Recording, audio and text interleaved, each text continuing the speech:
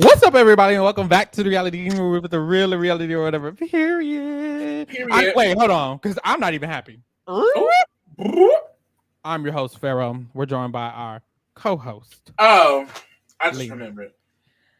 Girl. Justice for Nichelle. And I really do not understand why the production made a character like this go home so early. Bitch, like, she had so much potential as a personality, and I just do not get it. Like, this episode I call rigged.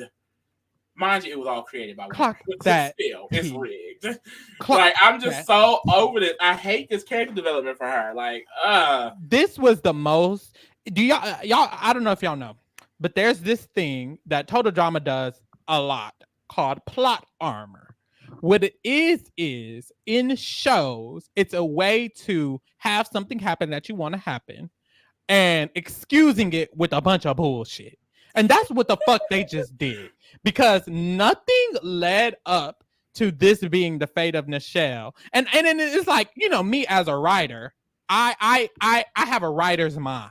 I love writing. I love, you know, creating stories.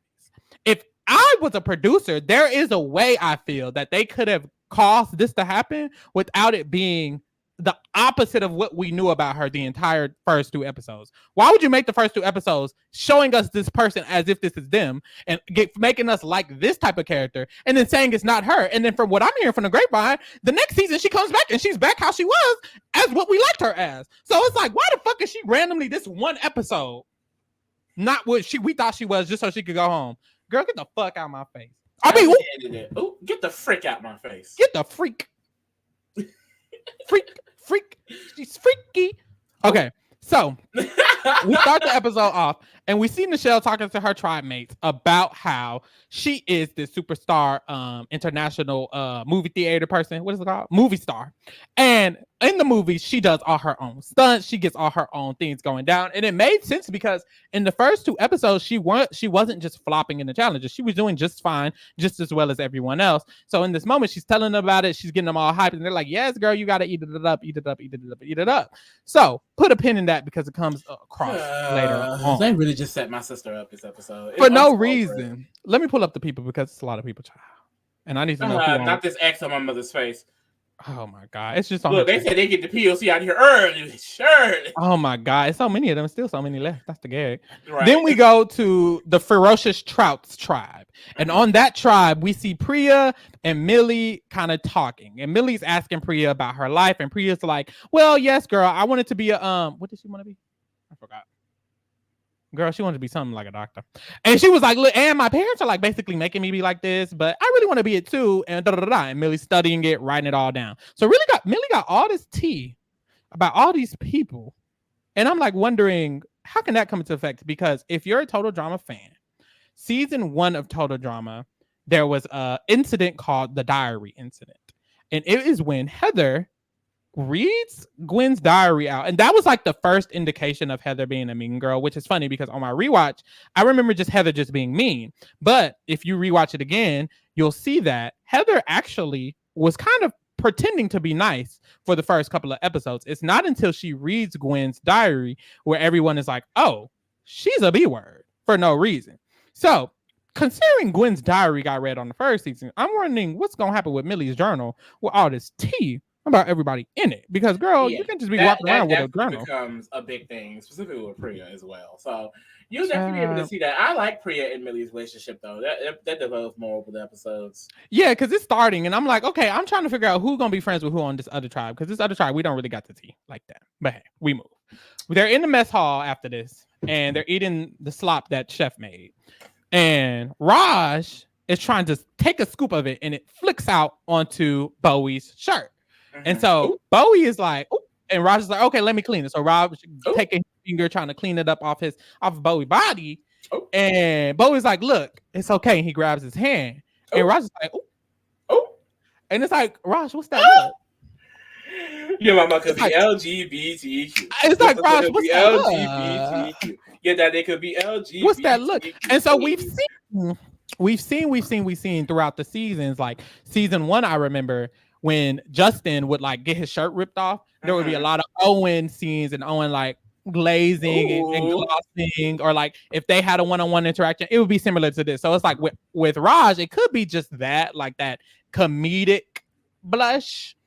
But also, Bowie don't got his shirt off. So why you blushing? Why you blushing? Like, I'm so excited. I'm so excited. Happy Pride Month, bitch. Happy motherfucking Pride Month, bitch. So we're gonna put a pin in that. That is a very interesting development. Nasty pin in that. Put a nasty pin in that. So we head to the immunity challenge. This is a cute challenge. What?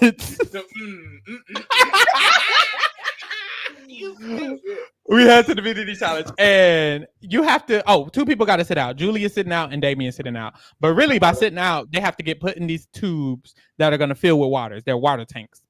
Why do they be trying to kill these people? Now that I'm thinking about it, oh, you're right. They're not real. But still, like, damn, this like the Buried Alive challenge and total drama, the first gen with Gwen. It was like, girl, she could actually sued. Actually, I don't think the Buried Alive one is that bad. Because the shark infested waters. They had the first challenge is them jumping off a cliff into shark infested waters. Damn. I guess they all signed agreements. Isn't that what he said? Yeah. Like when Courtney tried to sue, he was like, "You actually signed or something." But anyways, I would never be on the show. Well, I would. How much do they get? Oh no, they just get to be famous. Oh, they don't even be getting the money. They're supposed to get the suitcase of money, and that should be so funny. That's fucked up. They did all this. Anyways, back to the challenge. So Julia and Damien are in their respective water tanks finna drown. And then everyone else has to go one by one through the obstacle course, and they have to collect the number to put in order to unlock the tank, because they have to have 6 numbers to unlock the tank, and so all 6 of them have to go and get the numbers or whatever. So boom. So they all going through the obstacle course. Wayne eats it up. Wayne is someone who I got my eye on, because I feel like we always get an archetype who's really, really good at challenges. It was Sean in Pakatu Island. It was also Sky in Pakatu Island. They were both very good at challenges. So that's how they were able to win. And then in like the older seasons, we saw Lightning. He was just really good at challenges for no reason. He kind of gets to the end of the game. And then in the OG era, I guess we didn't. And then we also had Zoe in the second gen. And then the OG era, it's not necessarily someone who was just beasting every challenge like that. Now that I'm thinking about it. But they have that archetype in newer eras. And in those newer eras, that's such a basic archetype though. It is. Like, I think Priya kind of fits that role a little bit, but it's not fully at all. Like she has a lot more nuance to her character. I feel like Zoe and Sky really didn't have any. Yeah. I like Zoe because the reason I like Zoe is her relationships with the other players, because her alone isn't interesting. Sky just wasn't interesting at all, in my opinion. Sky was just like Zoe point 2. Yeah, and that was annoying because Zoe was unique. Zoe was the first person who was really, really good at comps like that. No one, like I said, they didn't really have that in first gen. So in the second gen, having Zoe, it was actually interesting. It stopped being interesting after y'all kept doing it. But Wayne is at least, I guess, dumb. I don't know, but Wayne is really good at this. Raj, which is interesting. Yeah, so that was interesting to know. He's really good at challenges. Love that. Scary girl, she was eating it up, but we'll get to her because it's gonna piss me off first. So when we get to Nichelle, she's going, she's kind of flopping through all of the obstacles, but she's still moving forward into the challenge. She gets to the last obstacle and she starts to break down. And she's basically sad because she's flopping at all the challenges. She's doing bad. She's fumbling to the end. And she's sitting here and she's going to confess to them. And she confesses to them that she doesn't actually do any of her stunts. Pause it right there. If you don't do none of your stunts, why were you doing good in episode 1 and 2? Directors, writers. Oh, because that doesn't make sense. It felt random. It did. It felt so random. It was oh my God. Oh, please. And then she sits there and cries about not being good at her stunts for like 20 minutes, damn near. Like, Scary Girl was able to full on complete the challenge by the time she magically was just done being depressed about it. Like, girl, what? And this is my issue. You remember I said put a pin at the beginning of the episode where she's explaining that she does all her stunts. I was telling Lee this, I was like, okay, for it to not seem literally random, stupid stupid and like plot armor, which I get it. That's kind of the Nisha total drama, so it works. Mhm. But I wish it just had a little bit, it made a little more sense. And I feel like at the beginning, she could have been trying to show them one of her stunts and gotten hurt. So that way at the challenge, the reason she flops is because she's hurt, and that's why they vote her out. Because I feel like that will keep up with the continuity of her character. Her character now doesn't, it seems like I know nothing about her now that she's leaving on this note of she doesn't even do it on any of that stuff. And so I'm wondering, what are they going to do with that? The way they did it was so random too, because it's like she completely breaks down. She's crying. Like I remember at the end when they fully lost. Because mind you, like I said, this is what I find so dumb. Like I feel like I wish they didn't even have her get up and just let Scary Girl eat her up. Because the fact that you have Scary Girl get her ticket, fall, and then she starts running, and then Nichelle gets encouraged enough by Emma to be like, you know what, I can do this. Literally, Emma said, like, you're Nichelle, do it. And she was like, yeah, I can. She ran past Scary Girl, hit herself on the cabin, and then Scary Girl won. It's just so stupid. It just feels so random. And then she goes into a tantrum and falls to the ground and bangs her fist on the floor. I'm just like, I don't know. I wasn't expecting Nichelle to be like that. But then also, like I said, I did see her arc in season 2 so far, and I felt like they basically just, or like you said, they went back to the original idea of who she was. And this episode just feels even more random because of that. Yeah, I don't like it. I feel like they should have did my idea. She should have been hurt, and then they should have moved forward from that or something to where it doesn't just do backwards work on who she was. Now we also got to see a little bit about MK and Emma, and I don't know if I said this about Emma already, but I like Emma when it comes to the challenges, or I think I said it about Wayne, but it works with Emma too, because when it comes to the challenges, in this challenge, it reminds me of Courtney, because basically, or the nice version of Courtney, because if this was Courtney would be doing the same thing as Emma, except she would be like angrily, or she would pretend to be nice to encourage them. That's what she does as well. But Courtney is very much so about, we need to win the challenge, so we need to do something to convince this person to get up and continue to do it. And that's what Emma was doing. And then we saw MK, and MK was kind of just being rude. She was just like rudely belittling her. But I think what Courtney does is Courtney will try to pretend to be nice to help them get through the challenge. Or if she's gonna belittle them, she'll belittle them with something that matters. She'll be like, you're gonna go home if we lose, so you better get up and go. MK was just being mean. So we saw MK, she gets a little irritated and she gets mean when they're losing. And then Emma, she actually tries to encourage her team to get up. And if they would have won, it would have been because of Emma helping Nichelle, get to the end. So it's like, shout out to Emma. I mean, I see some chops on Emma. And on this tribe, what's pissing me off is, we got a little of MK. We got a little of Emma. We know about Raj and Wayne, and now Raj and Bowie has this relationship. Nichelle just went home. Who the fuck is Julia? I mean, who the heck is Julia? Mother's coming. Will she? Because it's episode 3. Mother's coming. Okay.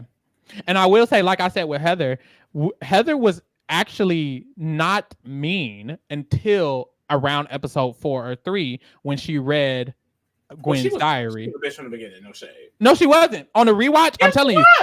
Let me tell you. On a rewatch, she pretends to be nice in front of everybody's face. She's mean in the background in the diary room, or she's secretly being mean. But in front of everyone's face, she's very nice. She isn't openly hated and openly mean. So what about the beat that she has with Lashana? That's immediate. That happened after Gwen read her diary. No, after she read Gwen's diary. The first episode, Lashana and Heather get into it about who's going over the cliff, and Lashana literally throws her off the cliff. But it's not because Heather was being mean. They were just arguing. Yes, it was. Heather was not being mean. She was not being mean. And stuck up, and then she called her name like that. She did call her name. Conversation about her being anti-black. That is the immediate interaction that she had. Did call her name. When she gets on the beach, she's so stone cold with the sunglasses. It's like, but I'm definitely mean.